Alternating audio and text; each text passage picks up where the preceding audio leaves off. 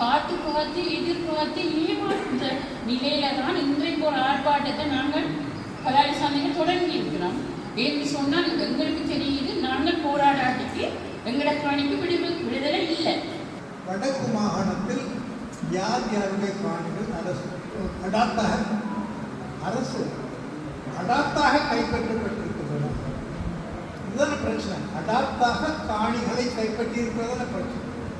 விஷயத்த அம்மா சொன்ன மாதிரி கொழும்பு வந்து எங்களோட இறுதி கட்டம். இப்போ நான் யோசிக்கிறேன், கொழும்பண்டாலும் சரி, அதற்கு முதல் ஏன் நாங்கள் அதாவது வடக்கு கிழக்கையும் சேர்த்து மையப்படுத்தி ஒரு போராட்டத்தை, அதாவது நான் உதாரணத்தை சொன்னால் வடமான ஆளுநர் செயலகம் என்னை பொறுத்த வரைக்கும் எல்லாருக்கும் பொதுவாக இருக்கும்னு நினைக்கிறேன்.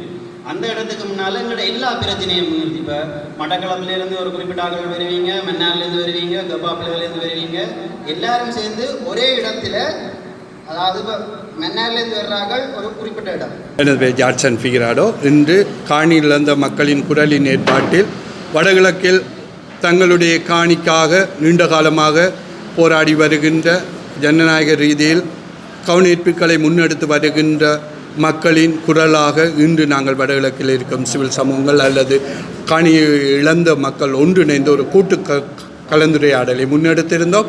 அந்த கலந்துரையாடலில் பல்வேறு பகுதிகளில் இருந்தும் அது பல்வேறு நபர்களுடைய ஒரு கூட்டு சவால்கள், தாங்கள் சந்தித்து வருகின்ற பிரச்சனைகளை இதில் முன்னிறுத்தி தங்களுடைய கருத்துக்களை முன்வைத்திருந்தார்கள்.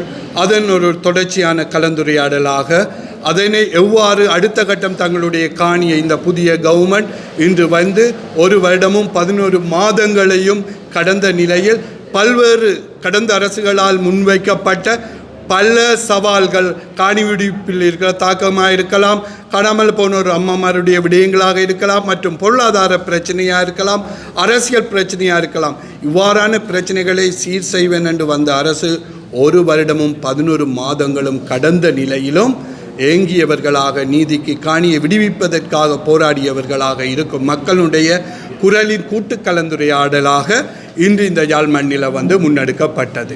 ஆகவே தொடர்ச்சியாக எவ்வாறான விடயங்களை முன்னெடுக்கலாம் என்பது தொடர்பாகவும் அவர்களுடைய ஆழமான கருத்துக்கள் பதிவு செய்யப்பட்டது. 90ஆம் ஆண்டில் இடம்பெயர்ந்த நாங்கள் இடம்பெயர்ந்து இப்படியே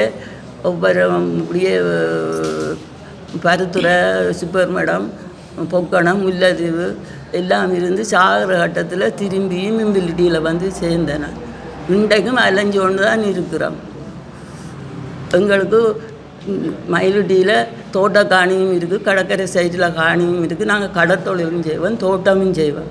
இப்போ அதை பிடிச்சதால் எங்களால் ஒன்றும் செய்ய முடியலை. ஜீவிக்கிறதுக்கு இப்போ வயதும் போட்டுது, ஒரு வழியும் இல்லை, ஒரு உதவியும் இல்லை. எங்களோட காணிகளை தயவு செய்து கரியாக கதைச்சி விடுவிச்சு தாங்கும்.